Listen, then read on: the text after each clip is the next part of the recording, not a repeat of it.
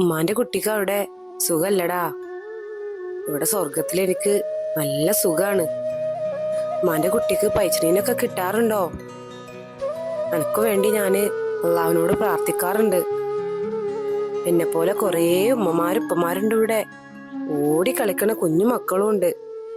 അവരങ്ങനെ മാലാകയെ പോലെ പാറി നടക്കുക.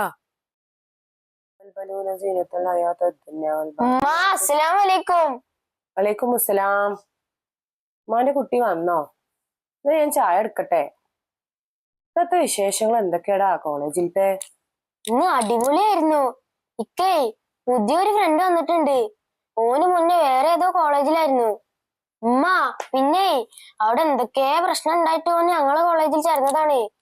അവന് എന്റെ അടുത്താണ് ഇരിക്കണതും. ഉമ്മാന്റെ കുട്ടി നല്ല കുട്ടിയായി വളരണം.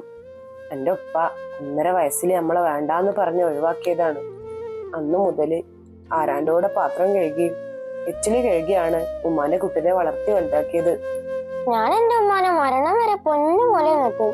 ഞാനേ പഠിച്ചിട്ട് ജോലിയൊക്കെ ആയിട്ട് ഉമ്മ എങ്ങോട്ടും പണിക്ക് പോണ്ട.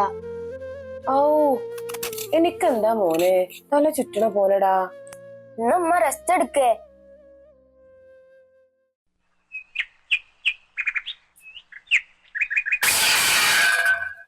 മോനെ ആശിക്കേ, എന്താ അവിടെ ഒരു ബഹളം? ഇന്ന് കൂട്ടാനൊന്നുമില്ലേ? എന്നും ഇവിടെ ഇങ്ങനെ തന്നെ. ഉമ്മാക്ക് എന്താ അവിടാ? തലക്കൊരു സുഖമില്ല, ഒന്നും ഉണ്ടാക്കാൻ വയ്യ.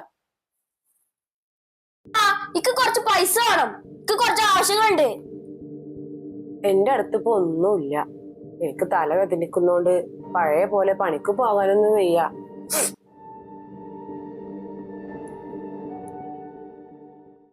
എന്റെ കുട്ടിക്ക് എന്തോ ഒരു മാറ്റം ഉണ്ടല്ലോ അല്ലാ. എന്റെ കുട്ടിനെ കാക്കണേ. ഉമ്മാന്റെ കുട്ടി ഇന്ന് കോളേജിൽ പോണില്ലേ? ഞാൻ ഇനി കോളേജിൽ പോവില്ല. ഇക്ക് ഇനി പഠിക്കണ്ട. ഞാൻ ഇവിടെ ഒരു സാധനം വെച്ചിരുന്നല്ലോ. ആ, സിറിഞ്ചുള്ളൊരു കവറല്ലേ? അത് ഞാൻ വലിച്ചെറിഞ്ഞു. നിങ്ങൾ ആരോട് ചോദിച്ചാണ് അത് വലിച്ചെറിഞ്ഞത്? അത് ഇക്ക് ആവശ്യമുള്ളതായിരുന്നു.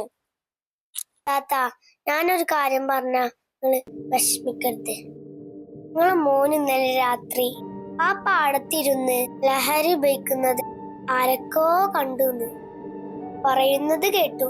അല്ലാ, എന്റെ കുട്ടിയോ? ഓൻ എന്ത് നല്ല കുട്ടിയായിരുന്നു. ഇപ്പൊ സ്വഭാവത്തിൽ എന്തോ മാറ്റം. എനിക്കിതൊന്നും താങ്ങാൻ വയ്യ. ഞാൻ ഓനെ എങ്ങനെ വളർത്തിയതാ.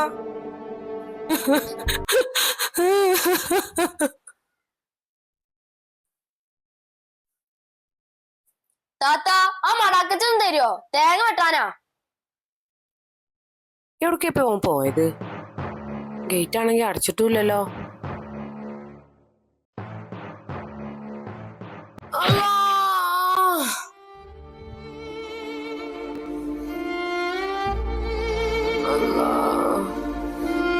എന്റെ മോനിക്ക് പുറത്തു കൊടുക്കണേ.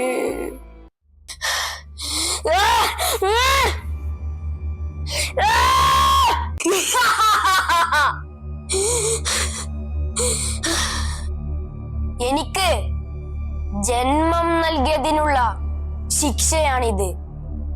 അതെ, ലഹരി അതൊരു വിനാശം തന്നെയാണ്. മാതാവിനെ കൊല്ലാൻ മനസ്സ് വെമ്പുന്ന മക്കളും മക്കളെ കൊല്ലാൻ തക്കം പാർത്തിരിക്കുന്ന മാതാപിതാക്കളും. ഇത് വെറും ഒരു സുബൈദയുടെ കഥയല്ല, അനേകായിരം സ്വപ്നങ്ങളുടെയും പ്രതീക്ഷയുടെയും കഥയാണ്. 10 മാസം ഗർഭം ചുമന്ന് നൊന്തു പ്രസവിച്ച മാതാവിനെയും കാൽ വളരുന്നുണ്ടോ കൈ വളരുന്നുണ്ടോ എന്ന് നോക്കി കാത്തിരിക്കുന്ന പിതാവിൻ്റെയും നെഞ്ചകം കീറുന്ന വേദനകളുടെ തീരാ കഥയാണ്. ഇനി ഒരു സുബൈദമാരും ആശിക്കുമാരും പുനർജനിക്കാതിരിക്കട്ടെ. وقضى ربك ألا تعبدوا إلا إياه وبالوالدين إحسانا إما يبلغن عندك الكبر أحدهما أو كلاهما فلا تقل لهما أف ولا تنهرهما وقل لهما قولا كريما واخفض لهما جناح الذل من الرحمة وقل رب ارحمهما كما ربياني صغيرا